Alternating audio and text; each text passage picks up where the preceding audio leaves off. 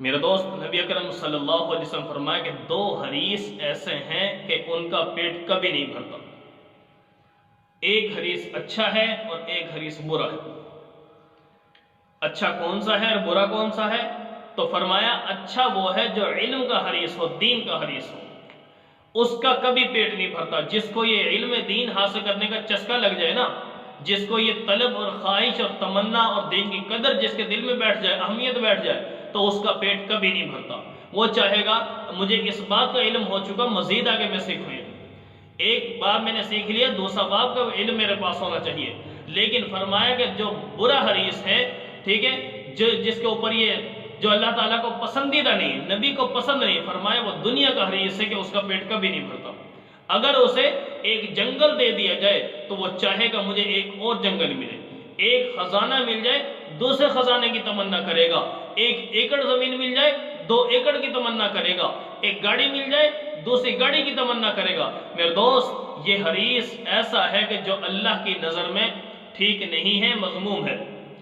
ٹھیک ہے، تو اس لیے میرے دوستوں، نبی اکرم صلی اللہ علیہ وسلم فرمایا کہ علم کا حریص بہترین ہے.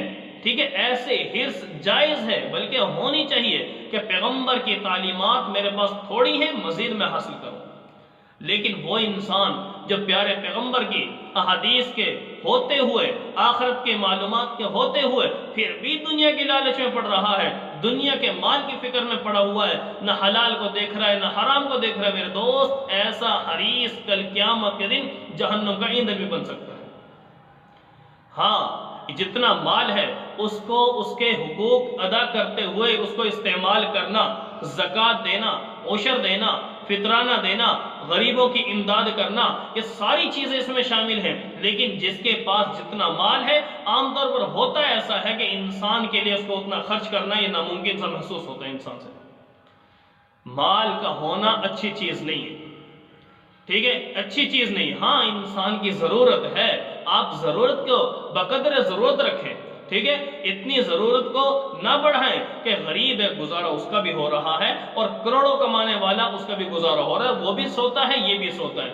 ٹھیک ہے، غریب بھی کھاتا ہے، امیر بھی کھاتا ہے. جب دونوں معاملات، وہ بھی اللہ کا بندہ یہ بھی اللہ کا بندہ، اس کے بھی 2 ہاتھ اس کے بھی 2 ہاتھ، اس کی بھی 2 آنکھیں اس کی بھی 2 آنکھیں، اس کے بھی 2 کان اس کے بھی 2 کان، جب ہر چیز میں یہ غریب اور امیر دونوں برابر ہیں، تو میرے دوست مجھے بتاؤ کہ یہ غریب اگر 1000 روپے کمانے والا بھی اپنی زندگی کو گزار رہا ہے اور اپنے رب کی اطاعت کر رہا ہے، اور وہ امیر جو انسان اپنے رب کی نافرمانی میں لگا ہوا ہے، بے حساب پیسہ ہے، اس کا پیٹ کروڑوں روپے سے بھی نہیں بھر پا رہا، تو اس کا مطلب یہ ہوا کہ اس انسان کے دل میں آخرت کی قدر نہیں ہے، آخرت کا ڈر نہیں ہے، اللہ کے حکموں کی اہمیت اور ویلیو نہیں ہے. تو لہٰذا میرے دوستو، مال کے اوپر حریص نہیں بننا، ہم نے اپنی آخرت کو سامنے رکھنا. اگر اللہ نے مال دیا ہے تو اس مال کے حقوق کی پاسداری ہمیں کرنی ہوگی.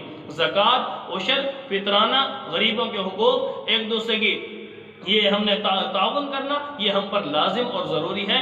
اس لیے کہیں ایسا نہ ہو کل قیامت کے دن یہی مال اور یہ خزانہ ہماری پکڑ کا سبب بن رہا ہو. تو میرے دوست، نبی اکرم صلی اللہ علیہ وسلم کے بتائے ہوئے طریقوں کے مطابق اپنی زندگی کو ڈھالنے کی فکر کیجیے. كانوا قليلا من الليل